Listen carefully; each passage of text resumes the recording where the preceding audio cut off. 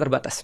Menurutku ya ini sih nggak Islami banget sih menurutku. Kalau jual garam ruqyah itu ya. Karena tadi kalau Tapi by konsep ada garam konsep ruqyah. ada ruqyah itu adalah konsepnya adalah kita itu membersihkan diri kita daripada perkara-perkara yang buruk lah. In a way kayak exorcism.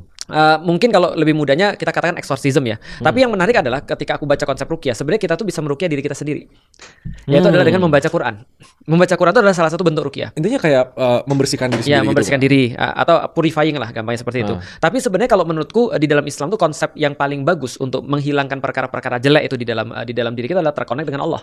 Yang kita pernah bahas tentang anjing, ingat gak? Kalau misalnya kita takut sama anjing misalnya, jangan kemudian kita lawan anjingnya atau kita kemudian lari dari anjingnya. Lebih baik kita datengin yang punya anjing supaya kita menjadi aman. Nah, jadi kalau konsep kayak garam ruqyah ya, apalagi kalau konsep komprehensifnya ya, menjual sesuatu garam yang belinya cuma berapa lalu dijual berkali-kali lipat, menurutku sih itu namanya pembodohan sih. Menurutku. Jadi itu kayak bisnis pembodohan gitu. Tapi Ustadz kan butuh duit. Ustadz perlu duit. Makanya aku juga jualan. Itu yang jualan Ustadz ya?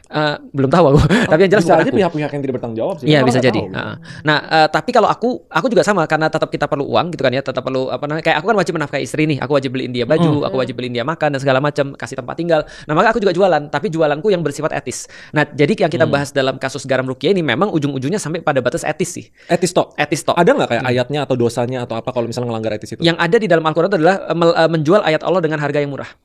Adanya justru kalau dijual dengan harga yang murah. Ya, Kayak jadi itu benar. misalnya contoh kayak itu kan konsekuensinya adalah dosa ya. Yaitu adalah dia menggunakan ayat Al-Qur'an tidak semestinya. Nah, bisa jadi juga kalau misalnya menggunakan agama lalu kemudian menjual agama dengan sesuatu yang tidak semestinya, sehingga misalnya contoh yang halal jadi haram ataupun yang haram jadi halal karena kepentingan tertentu. Nah, itu yang tidak boleh di dalam Islam. Itu yang dosa, haram.